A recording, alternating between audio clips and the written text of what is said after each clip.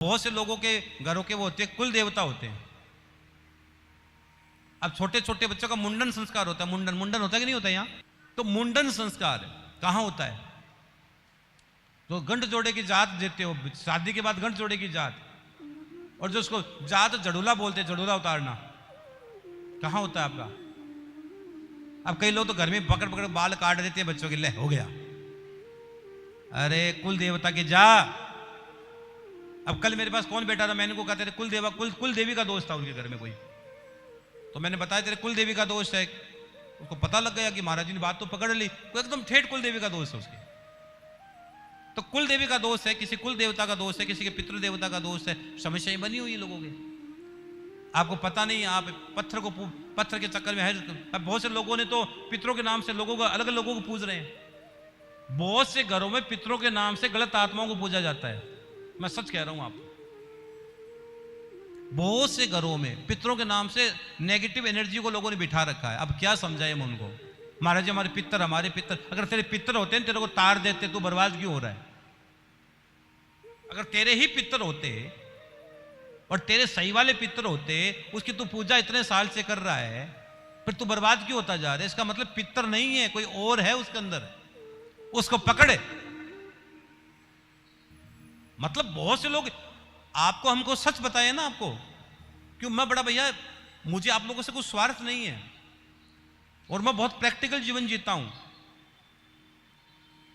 और आपके साथ हमारा रिश्ता इसलिए हम आपको बता रहे हैं कि आप लोगों के मैं चेहरों पर खुशियां देखना चाहता हूं। मैंने एक मंत्र दिया हुआ है, हैप्पी हैप्पी। कौन सा?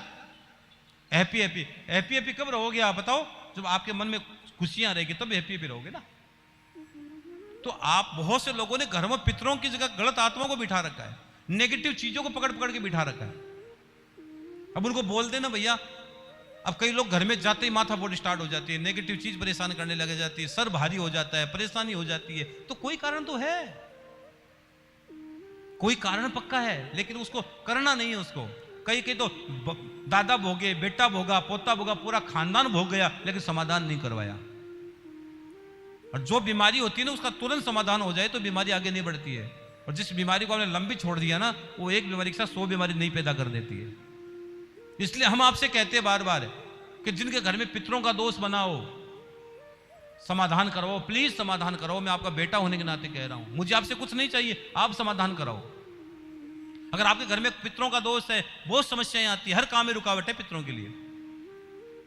पितरों का दोष, कुंडली में काल सर्प दोष, ग्रहण दोष, चंडाल दोष, बच्चों के विवाह नहीं हो रहे, बच्चे बड़े बड़े बच्चे हो गए, विवाह नहीं हो रहा है। कब करोगे विवाह?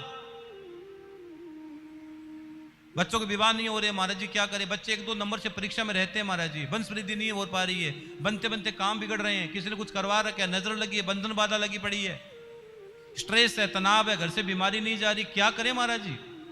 इसलिए हमने कहा है, अगर आपके बच्चों के विवाह में घर में कोई मांगलिक प्रॉब्लम आ रही है तो आप गणेश पुराण की पोथी कराओ। किसकी पोथी कराओ? बोलो, जोर से बोलो।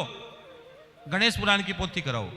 श्याम बाबा के दरबार हम करवाएंगे, नाम और गोत्र में बता देना, काउंटर पर लिखा देना, गणेश पुराण की पोथी करवाएंगे।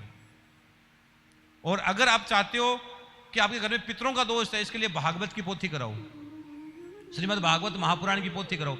पितरों के लिए भागवत से बढ़कर कुछ भी नहीं है। इसलिए हम 16 दिन गया जी रहते हैं हर साल।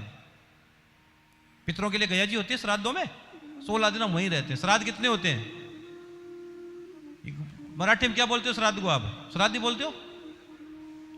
श्राद्ध में 16 दिन हम गया जी रहते हैं। क्यों रहते गया जी? पितरों के लिए रहते हैं। कितने लोग हमारे पास आते हैं, कितने लोग कथा सुनते हैं, कितने लोगों की वहां अपने पितरों की मुक्ति लोग करवाते हैं। तो पितरों के लिए भागवत की पोथी, और घर की पूरी समस्त सुख शांति के लिए, सभी दोषों के निवारण के लिए शिव महापुराण की पोथी, शिव महापुराण की पोथी। अब महाराज जी यूं तो आप भागवत कराओगे, घर में कितना रुपए लगेगा बताओ?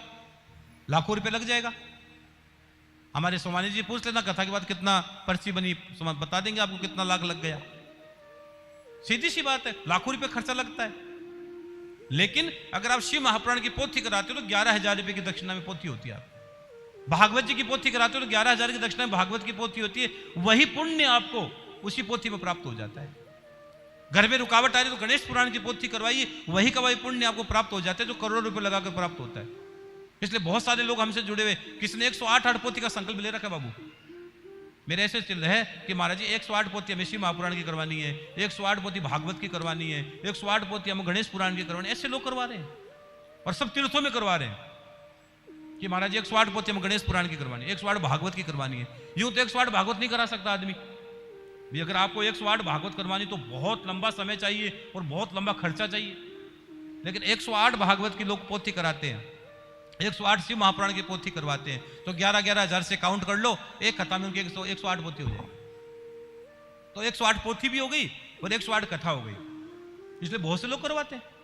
बहुत से लोगों ने संकल्प ले रखा है हमारे साथ कि महाराज जी जहां भी आपका आदेश हो तो हमें करवा देना, बस सिद्धि बने। और बीमारी हो तो महामृत्युंजय का जाप कराओ। तो अगर आपको लग रहा हो तो आप काउंटर पर नाम लिखवा देना। हाँ, और हम कथा के बाद मिलते बताते भी है